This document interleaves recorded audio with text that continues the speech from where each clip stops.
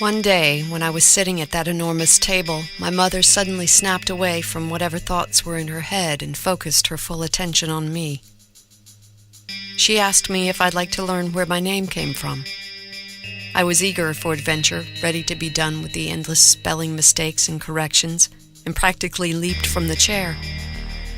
Some of the books that I'd been sitting on fell to the floor. Mother suppressed a scowl, reaching down to pick them up. "Carry this," she said, handing me a weathered novel, "and follow me." We walked from the kitchen to the main hallway of the house, and I remember the floors creaking as we moved across them.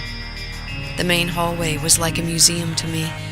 There were photographs of my grandfather as a young man, standing with people that must have been important, framed and mounted on the walls.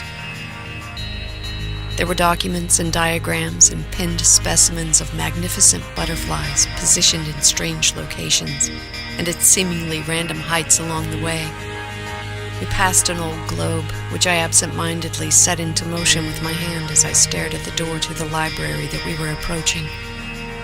I'd never been allowed to go into the library, and the door had always been locked. "The library is a sanctuary," my mother would say. And though I wasn't sure what the word meant and had difficulty pronouncing it, the reverence in her tone kept me from questioning why I wasn't allowed to enter it. I couldn't imagine what wonders waited behind the heavy wooden door, and as we approached it, I could feel my excitement growing. I clutched the book in my arms, holding it close to my pounding heart, and my eyes widened as my mother reached into her pocket for the key that would unlock the door.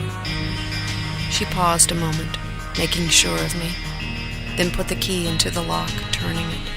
The tumblers fell into place and the lock released with a heavy click. As Mother placed her hand on the doorknob, she looked down and smiled. "This was your grandfather's most favorite thing? This is his legacy to posterity." And she opened the door.